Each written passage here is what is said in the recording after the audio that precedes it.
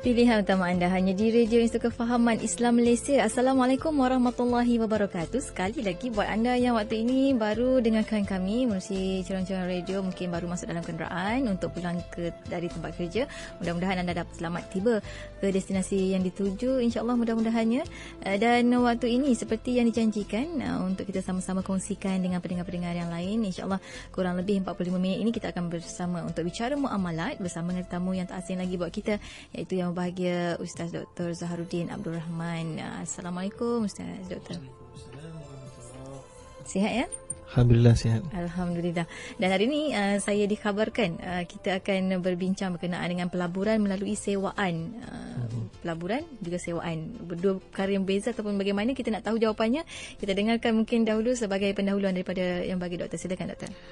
Bismillahirrahmanirrahim. Assalamualaikum warahmatullahi wabarakatuh. Alhamdulillahirrabbilalamin. Wabihi nasta'in wa la udwan ila ala zalimin. Amma ba'd.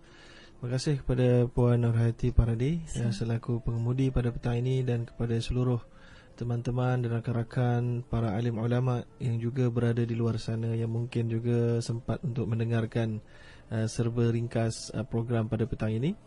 Jadi topik kita adalah menyambung topik minggu lepas, iaitulah kita dah bincangkan minggu lepas serba ringkas mabadi' ataupun general information ataupun asas-asas berkenaan dengan pelaburan halal, pelaburan yang halal. Maka hari ini kita nak masuk jenis pelaburan halal yang pertama, iaitulah pelaburan melalui sewaan. Jadi apa benda tu kita sama-sama fahami terlebih dahulu, apakah yang bermakna, apakah sewaan itu maksud dia, dan kemudian kita nak tahu pula selepas itu macam mana sewaan ni boleh menjadi satu bentuk pelaburan, ya.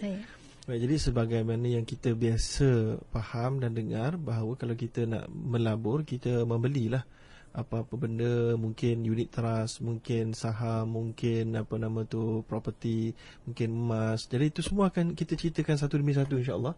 Cuma pada hari ini kita pilih satu dulu, iaitulah kita melabur menggunakan konsep ijarah. Jadi bagaimana cara dia begini. Cara dia ada beberapa cara. Yang pertama, kita kena faham bahawa ijarah tu dulu kita nak faham, lepas tu kita faham bagaimana caranya.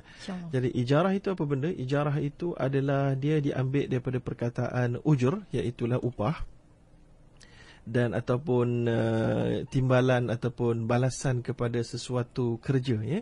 Jadi kalau di sudut pandangan ulama fiqh Islam, iaitulah hiya aqdun 'alal manafi' bi'awadin, iaitulah satu kontrak untuk kita beli manfaat sesuatu barang. Jadi kalau ada rumah, kita tak beli rumah, tapi kita beli manfaat rumah tu. Manfaat rumah apa dia? Untuk ambil gambar ke? Tak. Manfaat rumah untuk duduk di dalam itu, bukan untuk ambil gambar. Ambil gambar tu sampingan, ya. Begitu juga dengan benda-benda lain, laptop ke, komputer ke, kasut ke, baju ke, maka ia semuanya ada manfaat untuk diguna pakai. Jadi kita boleh sebenarnya sewakan manfaat tu. Jadi kita pemilik tu daripada waktu ketika mana dia berikan pinjaman, bukan pinjaman, dia disewa tu bukan milik dia lah sementara waktu, ya. Jadi itu dia. Jadi jenis ijarah ni terbagi kepada dua paling tidak. Yang pertama sekali, ijarah ataupun menyewakan manfaat barang aset yang tangible dalam bahasa Inggeris, yang nampak depan mata. Macam rumah, kereta, macam kita sebut tadi tu, alat-alat mesin, motosikal dan seumpamanya. Yang kedua, ijaratul a'mal, iaitulah kita menyewakan kerja. Menyewakan kerja macam Puan Nurhayati lah hari ni. Patutnya pada waktu ni dia berada kat rumah tengah main dengan anak-anak agaknya kan. Tapi dia tak boleh balik. Dia belum boleh balik lagi sebab dia tengah bekerja. Oleh kerana dia sanggup untuk duduk dalam waktu ini menggunakan skill dia yang pandai bercakap, ya. Maka oleh kerana itu dia dibayar. Dibayaran itu sebenarnya sewa. Walaupun mungkin kita tak namakan sewaan, tapi dari sudut substance dia adalah sewaan kepada waktu dan juga skill seseorang. Maka juga begitu juga dengan saya di Masjid Islam Antarabangsa, dan begitu juga dengan tuan-tuan dan puan yang sedang berada dalam kereta mungkin ataupun atas motor. Kalau dalam motor tu handal ada radio kan, manalah tahu zaman sekarang ni macam-macam. Baik, jadi itu juga adalah satu sewaan. Baik, jadi habis bab tu, sekarang ni kita nak tengok dalil pula. Ada ke dalil yang mengharuskan benda-benda seumpama ini? Jawapan dia memang ada. Sebagaimana Allah SWT mengisyaratkan dalam suratul Qasas, qalat ihdahuma ya abati ista'jirhu inna khaira man ista'jartal qawiyul amin. Dalam suratul Qasas ayat ke-26, kisah berkenaan dengan anak seorang nabi yang mana ditolong oleh Nabi Musa alaihissalam ketika mana mereka ini berdua tidak mampu untuk mengambil air kerana dikerumuni telaga itu oleh orang lelaki. Maka Nabi Musa alaihissalam membantu. Jadi bila Nabi Musa membantu, maka dibawalah balik cerita bantuan yang diberikan dengan gagah perkasanya Nabi Musa ini. Maka si ayah pun dikatakan oleh anaknya, salah seorang di antaranya, ya abat, wahai ayah, mungkin kita boleh gajikan dia. Tu istajirhu, kita ambil dia punya kekuatan dia punya skill kerja dia untuk kerja dengan kita. Allah SWT pula berikan kesimpulan, inna khaira man istajartal qawiyul amin. Sesiapa yang paling baik untuk kamu gajikan, yang kamu beri upah, yang kamu sewakan tenaganya adalah orang yang qawi, yang kuat, lagi amanah. Yang kuat itu para ulama bincanglah, kuat itu adalah merujuk kepada experience dia hebat, dari sudut mentally dia kuat, dari sudut iman dia kuat, dan kemudian al-amin, amanah pula tu. Jadi itulah dia yang kita nak rujuk sini, iaitulah perkataan astajirhu. Baik, kemudian sama juga sambung daripada ayat itu, maka Nabi pun berkata, qala inni uridu an unkihaka ihda ibnatay hataini ala an ta'jurani thamaniyah hijaj. Maka berkatalah bapa kepada dua wanita ini, aku nak kahwinkan kau dengan salah seorang di antara anak perempuan aku dengan syaratnya engkau aku akan ala an ta'jurani thamaniyah hijaj. Aku akan beri upah untuk kamu bekerja untuk 8 tahun begitu. Baik, jadi itu nak menunjukkan ada juga perkataan ujrah di situ. Kemudian daripada sudut hadis pula disebutkan oleh Aisyah ummahatul mukminin, ummul mukminin, iaitulah istajara Rasulullah sallallahu alaihi wasallam wa Abu Bakar rajulan min Bani Dail hadiyan kharita. Dalam hadis riwayat Al-Bukhari, iaitulah Rasulullah dan Abu Bakar pernah mengambil seorang lelaki daripada Bani Dail untuk jadi pemandu jalan. Okey. Jadi itu juga menunjukkan perkataan sewaan. Kemudian juga Nabi juga pernah menyebut man istajara ajiran falyu'allimhu atau falyu'limhu ajrahu. Barang siapa yang mengambil seorang sebagai petugas dia, hendaklah dia berikan makluman berapa gaji dia, upah dia. Macam kita lah, bila kita diterima sebagai pekerja, ada kalau offer letter kan. Betul. Dalam offer letter mesti ada dah berapa dah. Tak boleh kata, alah kau kerja dulu, nanti aku beritahu lah kau di tengah-tengah nanti berapa gaji kau. Memang taubat lah, orang tak join lah ya.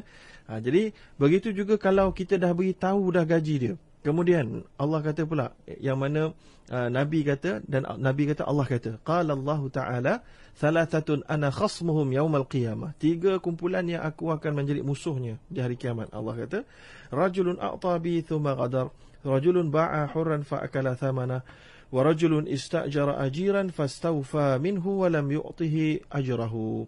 Jadi kita ambil yang ketiga saja, iaitu lelaki yang diambil bekerja, kemudian ditetapkan gaji dia, kemudian dia dah selesaikan kerja, tak diberi gaji.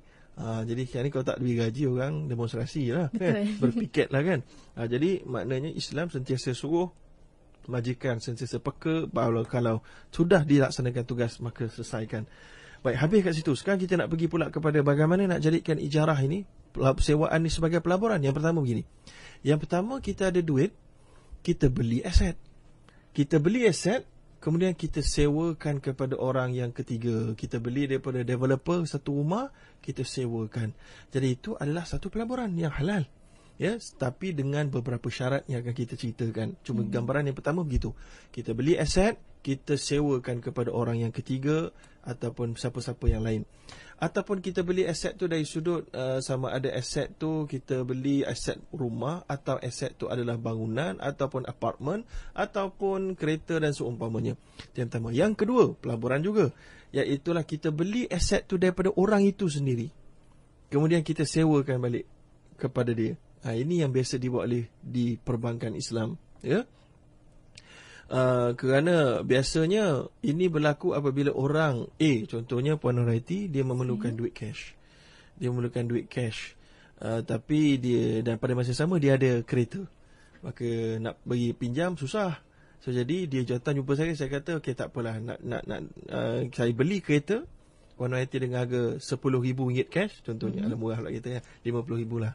Prevail punya kita kan, RM50,000 cash, maka saya pun sewakan balik pada puan-puan. Puan-puan nak pergi kerja macam mana? Naik kereta, naik basikal, naik kereta kan. So jadi bila naik kereta, maka puan-puan nak pakai kereta tu. So tak apa, saya beli kereta tu RM50,000, saya sewakan balik pada puan-puan. So dengan tu puan-puan pun dapat terus menggunakan kereta dan dapat duit cash. Tadi kan nak duit cash kan, kita nak duit cash, mungkin anak masuk universiti ke, ataupun macam-macam lagi sebab-sebab lain, maka dengan tu dapat cash. Jadi itu juga adalah sebuah pelaburan saya. Saya lah pelaburan, bukan puan Hati, saya lah. Betul. Jadi saya cari orang yang memerlukan cash, maka orang tu pun, saya pun melaburkan dengan cara saya beli duit tu, saya laburkan dengan cara saya beli kereta tu, saya sewakan pada dia. Tapi harga total sewaan tu mungkin dalam masa 5 tahun. Di hujung sewaan tu nanti, maka kita beritahu, maknanya total harga sewaan tu adalah RM58,000 contoh. Saya beli tu RM50,000. Saya dapat RM58,000 dalam masa mungkin 3 tahun ke 5 tahun. Jadi itu juga adalah sebuah pelaburan. Itulah jenis pelaburan yang biasa dilakukan oleh perbankan Islam. Sebab biasanya bank-bank ni dia ada banyak cash, ya, maka dia guna macam itulah. Sebab orang ramai tak ada cash tapi ada aset, dia beli aset tu kemudian disewakan. Maka itu juga disepakati oleh para ulama, sama ada ulama Silam ataupun ulama Malaysia ataupun ulama antarabangsa sebagai harus. Jadi dinamakan al-bai' thumma al-ijarah. Kemudian yang seterusnya, lepas saya sewakan tadi tu, saya tak nak kereta tu masalahnya. Saya tak nak kereta ni, saya nak kereta yang hebat-hebatnya contohnya kan. Saya tak nak kereta ni. So jadi macam ni, 3 tahun bila habis saja tempoh sewaan tu, maka saya dah dapat RM58,000. Maka pada hujung tu bayaran penalti yang terakhir tu dianggap sebagai saya jual kereta tu dengan harga RM800 ataupun harga bulanan yang saya harga sewaan tu. Saya pun buatlah kontrak baru. Kontrak yang pertama beli, kontrak yang kedua saya sewakan, kontrak yang ketiga saya jual. Pada hari yang ketiga, tahun yang ketiga tu. Jadi itu adalah cara untuk menjadikan dia satu pelaburan yang halal. Baik, jadi yang seterusnya, bagaimana lagi kita nak melibatkan akad ataupun kontrak sewaan untuk melabur? Begini, katalah saya ada rumah yang akan disiapkan dalam tempoh setahun lagi. Kalau ikut penama pemaju ni, dia bagus ni, dia hebat lah, dan InsyaAllah tidak abandon lah, ya? Reputasinya boleh dipercayai. Reputasi dia boleh dipercayai. Maka saya pun carilah, ada kawan-kawan saya pun iklankan, saya pun nak beli, siapa nak sewa rumah, padahal rumah belum siap lagi kan, tapi siapa nak sewa rumah kawasan ni, mungkin kawasan ni hebat, ya, kawasan hebat. Maka saya tu beritahu awal-awal, siapa nak sewa rumah. Maka ramai orang telefon, saya nak sewa rumah, bila boleh masuk? Boleh masuk tahun depan. Tahun depan? Katalah 6 bulan lagi. Okey, tak apa, saya pun banyak urusan lagi, 6 bulan lagi saya sewa, nak sewa. Tapi jangan sewa 6 bulan lagi, saya kata. Nak sewa start pada besok lah. Besok ni. Tapi aset tak ada lagi. Gini, gunakan kontrak sewaan yang dinamakan ijarah mausufah fi dhimmah. Tergeliat lidah tu, kan? Ataupun dalam bahasa Inggeris ni future lease ataupun advance lease. Dalam Islam, sewaan ni dia agak unik. Dia boleh kita sewa benda ataupun apa nama tu, kita sewakan spesifik aset yang belum siap tapi on the way siap. Jangan tak ada langsung. Kita boleh nampak dia tengah-tengah buat tu lah, sikit lagi siap. Maka itu juga boleh menjadi sebuah pelaburan untuk mendapatkan keuntungan, dan ia adalah diharuskan oleh 3 mazhab kecuali mazhab Hanafi. Mazhab Hanafi kata tak boleh, itu semua gharar tu, apa benda kau nak sewa, benefit tu pun tak ada lagi, kau nak ambil awal-awal kan. Tapi 3 mazhab kata lagi boleh, tapi dengan beberapa parameters atau dengan beberapa syarat. Antara syaratnya iaitulah bila mana saya berikan kepada orang A, okay, kamu sewa rumah saya ni bermula bulan ni, bila 6 bulan lagi dia siap, kamu duduklah. Maka bayar sewa dah mula bulan ni. Maka pada ketika itu, kalau tiba-tiba rumah tu tak mampu disiapkan, ya, pada ketika itu saya akan pulang balik semua duit saya. Tapi mungkin ada orang kata, ada ke logik ada orang yang sudi untuk bayar 6 bulan tapi dia tak duduk rumah tu, buat apa? Adakah bila dia duduk tu akan ditolak semua sekali? Tidak. Ini sebab itulah ini memang sangat rare berlaku, tetapi di dalam konsep perbankan Islam banyak mereka gunakan konsep ini yang disetujui oleh 3 mazhab, yang mana kebanyakan para pelanggan mereka menganggap bahawa dengan bayaran sewaan pada ketika dalam under construction itu adalah satu juga benefit, yang mereka dapat sedikit benefit untuk book di peringkat awal. Tapi boleh buat cara itu, boleh buat juga cara-cara yang lain. Tapi itu adalah salah satu alternatif untuk kita lakukan. Baik, jadi itulah antara beberapa gambaran pelaburan yang boleh kita lakukan melalui sewaan. Baik, untuk memastikan sewaan kita itu adalah patuh syariah ataupun halal. Baik, yang pertama sekali begini. Yang dalam tiga-tiga sekali. Yang pertama sekali, untuk sewaan barang ke, sewaan tenaga ke, yang pertama sekali kena ada dilakukan oleh dua pihak yang sudah baligh dan faham. Yang keduanya, mesti ada berapa jumlah dia, berapa harga dia. Harga ni mestilah ditentukan secara jelas. Kalau 1,000, cakaplah 1,000. Dan kemudian ketiga mestilah ada tempohnya. Kena ada tempoh sewaan ni, berapa tempoh dia dan bila tarikh tamat dia. Dan kemudian kalau tarikh tamat itu bolehlah di renew ataupun untuk di terminate.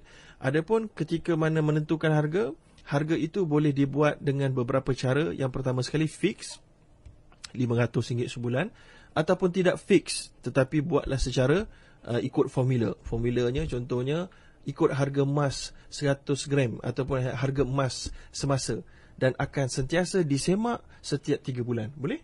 Kita sewa. Itu pun ada cara pelaburan yang baik untuk memastikan kita punya sewaan itu kompetitif dari sudut memberikan kita pulangan yang bagus. Kita boleh juga kata kita benchmarkkan, itulah kita sandarkan kepada harga emas. Iaitulah katalah harga emas 1 gram adalah 180, kalau 10 gram 1,800 itulah. 1,800, maka harga sewaan rumah saya ni 10 gram emas untuk 3 bulan yang pertama. Jadi atau 3 bulan yang pertama, harga emas hari ni contohnya. Harga emas hari ni 1,800 lah. Tapi 3 bulan akan datang, kita tengok pula harga emas 3 bulan akan datang, berapa harga dia? Mungkin dah 1,900, mungkin 1,500. Jadi kita beritahu pada penyewa, itu kan bagus. Mungkin kamu dapat murah sikit, mungkin saya dapat mahal sikit. Dia tengok kepada demand and supply harga emas. Jadi itu juga dibenarkan. Itu adalah mengikut benchmark dan itu tidaklah diharamkan kerana ia masih lagi tidak gharar pada pandangan hampir semua ulama-ulama Islam dalam bab ini. Baik, kemudian yang seterusnya, apa yang diperlukan adalah memastikan bahawa maintenance asas barang yang disewakan adalah di bawah tanggungjawab pemberi sewa.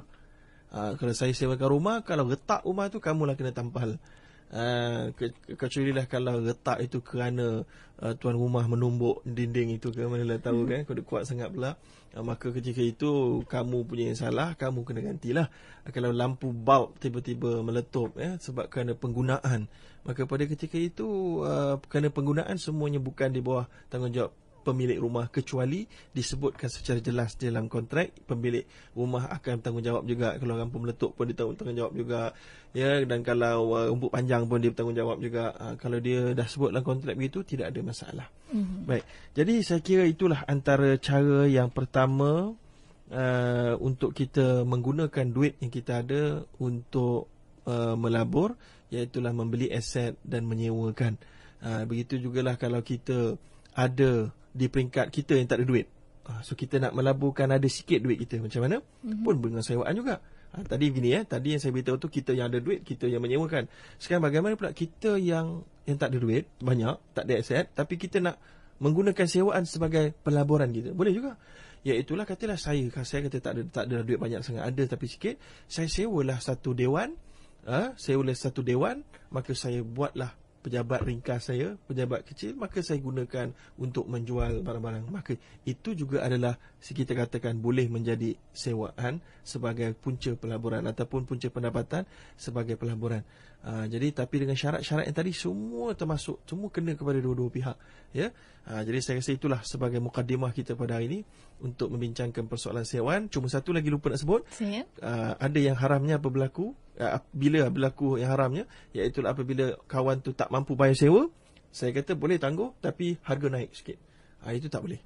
Itu adalah riba jahiliyah di dalam Islam dan ia tidak dibenarkan. Tapi kalau orang bayar lambat, nak buat macam mana? Orang bayar lambat, kita boleh kenakan denda itu, tapi dengan syarat denda itu kita tidak ambil, tapi kita bagi pada charity. Kalau tak nak buat itu, kita buatlah apa-apa. Kalau kamu tak bayar saja, kamu kena bagi bagi pada aku ataupun kita blacklist dia ke, kalau bank lah. Kalau bukan bank, susah sikit nak blacklist ya. Tapi maknanya yang selain daripada duit itu, ada perbincangan di kalangan ulama yang mungkin lebih acceptable lah. Lebih acceptable. Contoh dia, kerana dia lambat bayar, maka dia kena bagi beras 20 kilo contohnya. Bolehlah dikenakan, tapi kena cakap awal. Kena cakap awal. Jangan menyayai orang tu yang penting.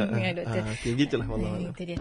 Dan waktu ini kita nak sama-sama raikan juga rakan-rakan pendengar untuk sama-sama berinteraksi dengan kami di konti dengan dial 0362051500. Juga boleh titipkan persoalan anda melalui Facebook Ikim FM dan juga SMS dengan menaikkan Ikim, jarakkan persoalan anda dan hantar ke 39111. Dan waktu ini kita ada pemanggil, Doktor, untuk kita sama-sama kongsikan dengan rakan-rakan pendengar.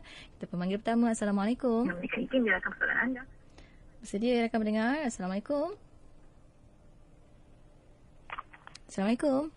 Waalaikumsalam. Ya, siapa di sana? Saya Aisyah daripada Sungai Buloh. Silakan Puan Aisyah. Assalamualaikum, Doktor. Waalaikumsalam. Saya dah lama dah nak tanya Doktor, tapi hari ni soalan saya luas sikit topik. Tak apa, boleh. Saya nak tanya apakah hukumnya kalau yang bekerja dekat bank konvensional. Doktor kata kalau kita terlibat dalam meluluskan apa-apa pinjaman yang berkaitan riba kan, kita kira bersubahan kan. Kalau kita kerja dekat bank konvensional tapi kita macam kita tengok yang jual promote credit card apa semua tu, yang kita buat research untuk kebaikan bank apa semua, jadi apakah hukumnya? Terima kasih Puan Aisyah. InsyaAllah akan jawab dulu Doktor. Assalamualaikum. Kita ke pemanggil seterusnya waktu ini untuk sama-sama kita kongsikan. Assalamualaikum. Ya, siapa di sana? Dekat sedikit dengan telefon. Siapa di sana? Encik Zul. Kuat sikit Encik Zul. Silakan. Assalamualaikum, Ustaz. Waalaikumsalam warahmatullahi. Saya nak bertanya sikit pasal yang kalau saya kata kalau lambat bayar kan, dia akan berikan penalti. Macam mana Ustaz kalau contoh kita bekerja di macam jabatan kerajaan, kita yang bertanggungjawab untuk mengenakan penalti kepada untuk membayar cukai kan, adakah kita semacam bersubahat dalam riba? Okey, jelas ya. Terima kasih. Assalamualaikum. Kita ambil satu lagi memanggil waktu ini, kita kongsikan bersama. Assalamualaikum. Assalamualaikum. Waalaikumsalam warahmatullahi. Siapa di sana? Saya Cik Ahmad. Cik Ahmad, silakan Cik Ahmad dengan soalan. Saya tanya. Saya nak tanya tapi keluar tadi silakan. tak apa. Saya ada satu kawan saya ajak masuk dalam satu pelaburan emas.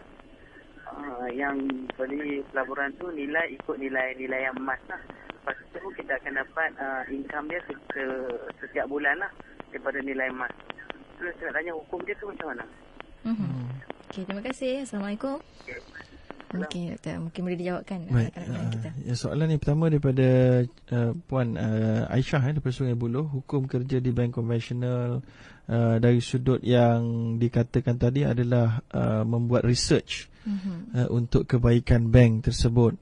Jadi kalau kita nak faham dia punya asas dalam bab ini adalah daripada hadis Nabi, la'ana Rasulullah akila riba wa mukilahu wa syahidahi wa katibah, iaitulah dilaknati oleh Rasulullah sallallahu alaihi wasallam orang yang memakan riba dan orang yang memberi makan riba dan orang yang menulis dan juga orang yang menjadi saksi.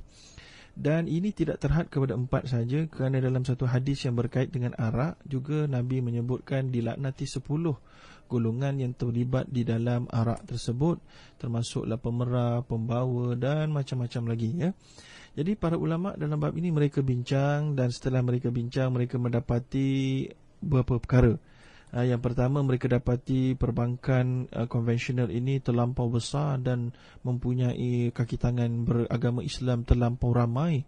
Maka ini menyebabkan ini berlakulah yang dinamakan umumul balwa, ataupun dinamakan termasuk di dalam kes yang al-masyaqqah. Maka ketika itu para ulama berbeza pandangan sekali lagi. Sebahagian mereka mengatakan kerana ramai sangat orang terlibat dan kemudian alternatifnya tidak ada. Jadi para ulama macam itu macam mana nak buat hukum, mereka akan lihat kepada situasi mudarat manfaat ada tak melibatkan daripada nas. Kemudian mereka lihat kalau benda tu nak get rid ataupun nak buang terus, adakah possibility boleh dilakukan oleh masyarakat. Jadi macam pagi tadi pun saya ada satu conference, ada orang bertanya bagaimana dengan sistem perbankan yang hari ini ada manfaat ada mudarat jadi para ulama dia akan tengok ada mudarat ada manfaat. Kalaulah manfaat banyak, okey. Kalau mudarat banyak, maka boleh atau tidak kita nak membuang mudarat itu. Selepas kata tak boleh, maka mudarat masih banyak. Adakah lepas itu dah siap itu? Tengok pula.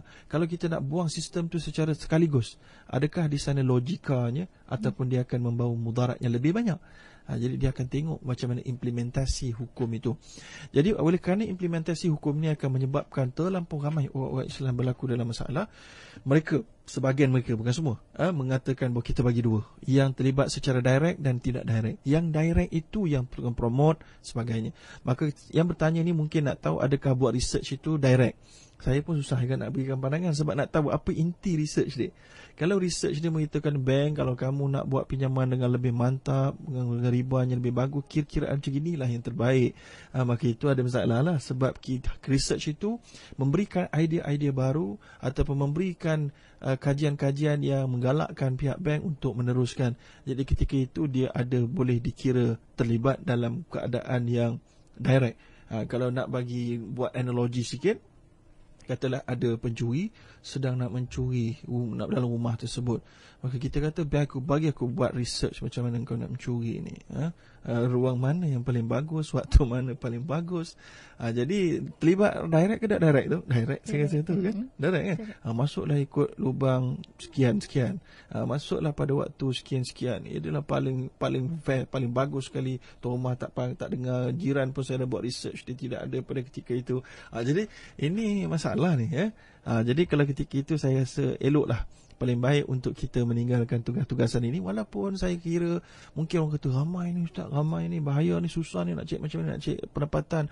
Maka ini adalah cabaran-cabaran kita atas dunia ni tuan-tuan dan puan-puan, dan jangan kita mengeluh. Kita cubalah berusaha dan yakin daripada Allah, yakinlah dengan Allah SWT. Soalan yang kedua daripada Encik Zul, lambat bayar kena penalti. Tapi dia kata dia bekerja di jabatan kerajaan yang memungut cukai. Ni agak-agaknya lembaga hasilan negeri lah ni, dan negeri. Jadi kena faham ni 30 bulan ni tarikh tutup untuk membayar cukai pendapatan. Sempat lagi memperingatkan tolong-tolong isi tolong-tolong isi, dan jangan banyak sangat menipu. Jangan menipu ada orang isi tu menipu banyak juga. Okey. Baik, jadi oleh kerana itu penalti, kalau tak bayar kena penalti. Ini ada khilaf di kalangan ataupun ikhtilaf di kalangan, perbezaan pendapat di kalangan sebahagian besar para ulama. Sebahagian mereka kata kalau ikut disiplinnya jatuhlah riba ni. Kamu lambat bayar, maka kamu telah pun menaikkan harga duit yang perlu dibayar, maka itu adalah riba. Tapi ada setengah ulama kata dia bila mana dibagi pada kerajaan, dia bukan riba. Sebab kerajaan ni dia akan gunakan duit tu kepada rakyat balik. Jadi duit riba dia tak boleh kalau kita gunakan untuk personal punya ownership. Tapi kalau dia public ownership, maka dia memang duit riba. Cara untuk dia digunakan adalah kepada fakir miskin ataupun kepada public necessity, public goods, public interest. Maka pada ketika itu riba itu tidak muncul. Sebab dia memang riba, tapi bila dia pusingkan balik pada masyarakat, maka dia dah jadi haru balik. Jadi pada ketika itu ada khilaf. Tapi bagi saya, bagi pekerja-pekerja kerajaan yang tidak menjaga polisi, maka bagi saya dalam keadaan ada khilaf itu, mungkin mereka dimaafkanlah, wallahu alam. Walau bagaimanapun pemegang-pegang polisi, kalau mereka boleh berbincang untuk mencari cara yang lain, maka itu lebih baik.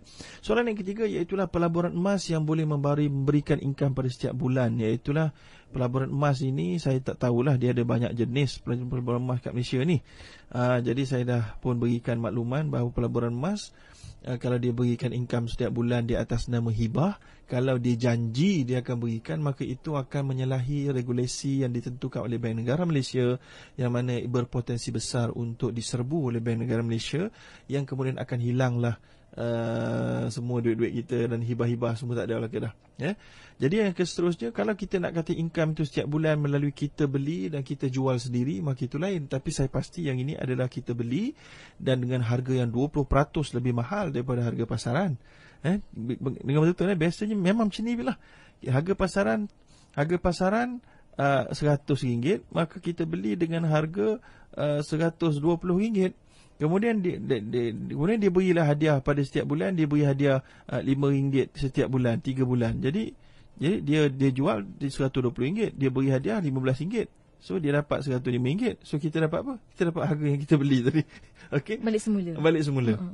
Jadi sebenarnya hadiah itu adalah datang daripada harga yang dinaikkan.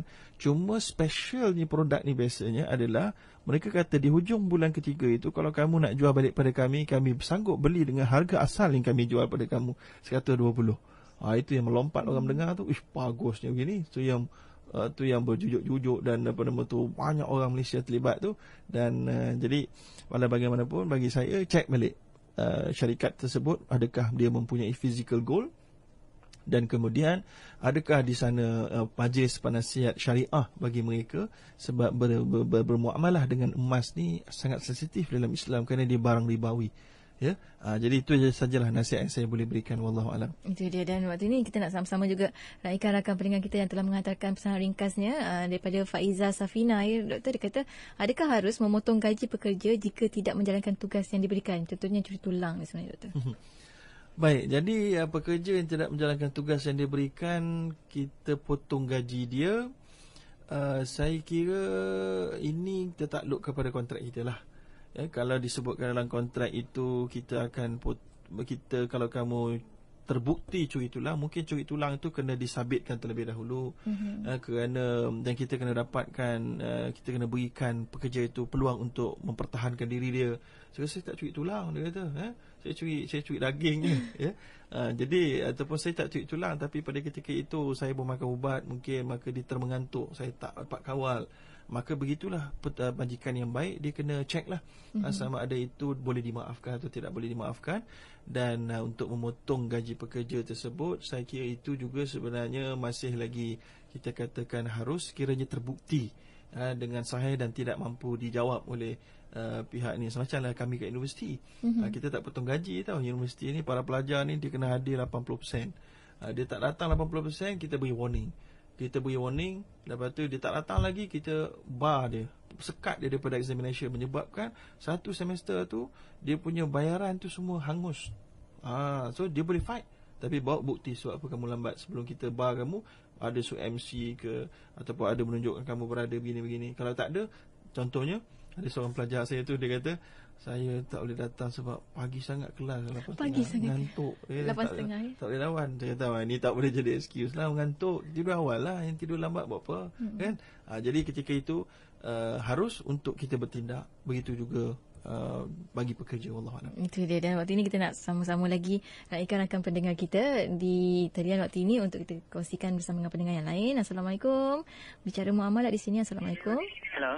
Ya, siapa sana? Hello. Ya, Padam Radio. Waalaikumsalam. Ya, siapa tu? Ada Afandi daripada Pulai, Johor. Ya, Encik Afandi, silakan. Nak bertanya kepada doktor. Assalamualaikum, doktor. Waalaikumsalam warahmatullahi. Saya nak bertanya tentang pinjaman. Saya bagi contoh pada doktor. Saya ada syarikat. Saya nak bagi peluang kepada orang ramai untuk invest dalam masa 4 bulan.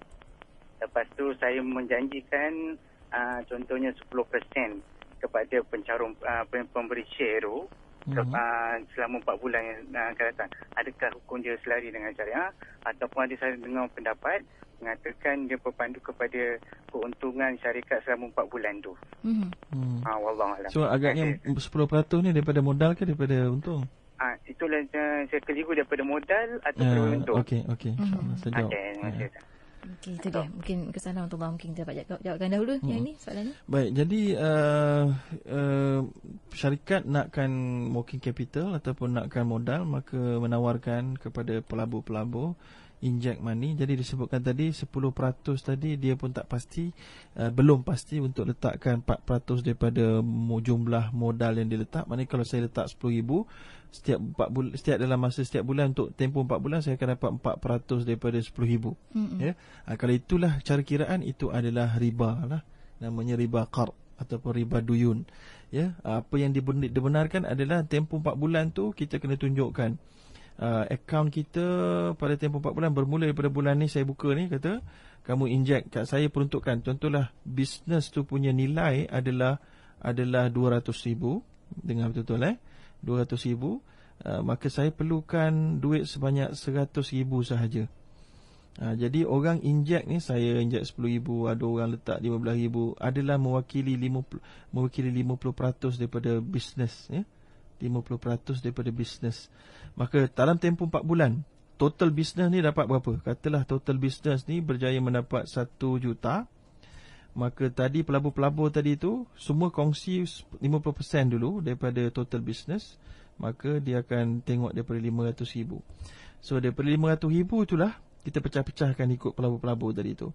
Itulah dia yang dinamakan untung sebenar. Boleh faham ke tu? Saya sambil melihat contingan-contingan daripada saya boleh faham, tapi insya-Allah pendengar-pendengar kita. Ya. Jadi oleh kerana itu orang punya kiraan setiap contohlah ada 5 orang, ada seorang ni dia 10% daripada 500,000, ada seorang lagi 5% dia punya jumlah, maka begitulah yang akan dia dapat dan dikongsikan. Daripada untung sebenar. Tapi kalau tak ada untung, itu maknanya duit mereka hangus. Dari sudut hukum syar'i itu akan kita bincangkan pada minggu hadapan insya-Allah berkenaan dengan mudharabah ataupun musyarakah, yang mana pelabur punya wang akan habis dan pengusaha tidak akan boleh mendapat apa-apa keuntungan dan juga gaji daripada kerja dia. Wallahu alam. Itu dia. Dan waktu ini juga kita nak rakan-rakan pendengar di Facebook daripada Ikhwan Hamid, kata bisnes apa hukum bisnes online sebenarnya, ya, yang semakin meluas sekarang ni. Contohnya daftar RM100 lepas tu meningkat duit kita tanpa kita kerja. Apa sebenarnya hukum itu sebenarnya? Baik, jadi bisnes online ni banyak. Bisnes online ni kalau kita jual barang ikut Facebook pun online. Betul. Kalau ikut eBay pun online, ikut lelong pun online, ikut iProperty pun online. Jadi kalau itu jenisnya haruslah.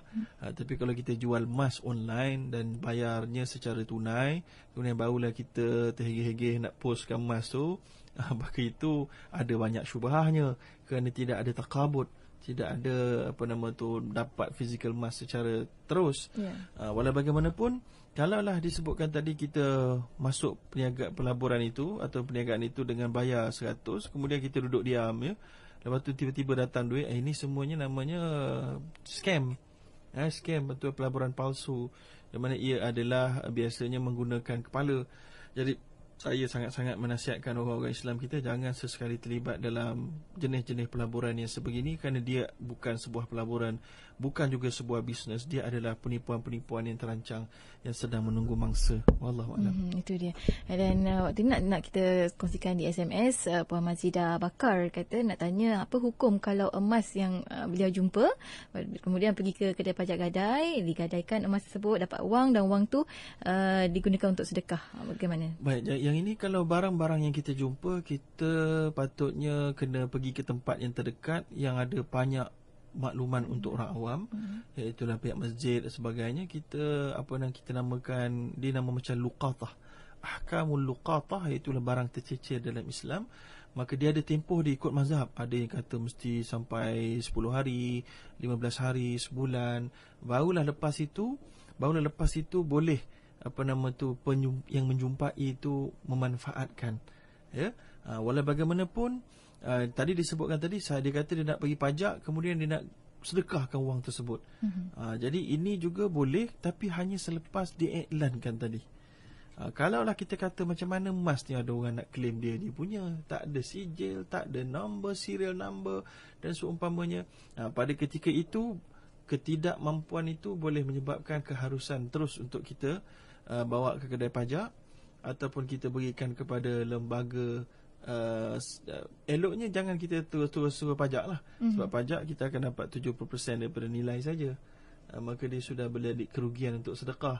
Jadi lebih baiknya mungkin kita berikan pada Baitul Mal ataupun pusat zakat untuk mereka menguruskan. Mungkin mereka boleh jual dengan harga yang lebih baik dan mereka boleh sedekahkan. Dan orang yang tercicir emas tu, walaupun dia menderita di rumah, jadi di akhirat insya-Allah dia akan dapat tiba-tiba mana datang pahala ni, sebab emas kamu tercicir tu. Maknanya emas tu secara fizikal bawalah ke mana-mana tempat yang sepatutnya lah. Itu je. Dan mungkin waktu ni soalan terakhir lah yang mungkin saya tanyakan daripada untuk sama-sama kita raikan rakan di SMS. Mardiha tanya bagaimana pula dengan pinjaman PTPTN. Ini banyaklah sebenarnya. Adakah pelajar yang mengambilnya tu dikira bersubahat atau sebagainya? Baik, jadi pinjaman PTPTN telah pun saya tuliskan di dalam website saya www.zaharuddin.net, pandangan peribadi saya lah. Walau bagaimanapun kita kena faham PTPTN ada dua bentuk. Yang dulu 3%, yang terkini adalah 1% dinamakan oleh Majlis Fatwa Kebangsaan sebagai ujrah, sebagai upah administrasi. Kemudian kalau kita nak ambil pandangan yang lebih kukuh, maka sebenarnya yang sepatutnya kiraan upah itu mestilah upah sebenar. Maka upah untuk mendapat untung tak boleh. Maka pada ketika itu mungkin ijtihad daripada Majlis Fatwa mengatakan bahawa upah 1% itu adalah upah sebenar. Maka pada ketika itu orang awam tidaklah menjadi tanggungjawab setiap individu untuk pergi buat kajian fiqah. Sebab ahli Majlis Fatwa itu telah pun bertanggungjawab. Maka kalau nak kita pakailah fatwa Majlis Fatwa Kebangsaan, maka semua bolehlah ambil PTPTN, 1% tu wajib bayarlah. Kalau itu ikut Majlis Fatwa punya keputusan lah. Begitulah. Tapi kalau nak baca pandangan-pandangan yang berbeza dari sudut yang ilmiahnya, dari sudut luar negara, bolehlah baca dekat website saya dan website beberapa individu pakar yang lain. Jadi saya kira akan dapat membaca bagaimana pandangan-pandangan lain dan apa justifikasi pandangan tersebut untuk menambah ilmu. Dan kalau kita tidak yakin, kita yakin dengan pandangan yang tidak mengharuskan, itu terpulang kepada iman kita. Sebagaimana di zaman Nabi dulu pun dan juga di zaman selepas itu, para ulama semua mengatakan para sahabat terpulang untuk mereka tanya kepada 7 orang sahabat yang paling alim ataupun nak tanya pada yang lain. Ada yang tanya pada Muawiyah walaupun Muawiyah bukan yang paling alim. Ada yang bertanya kepada apa nama tu Huzaifah, walaupun beliau bukan yang paling alim. Yang paling alim dalam hukum mungkin iaitulah Muaz bin Jabal. Maka ada keharusan untuk bertanya kepada yang tidak yang paling alim. Tetapi yang paling baik, tanya kepada yang paling alim, yang paling kita yakini.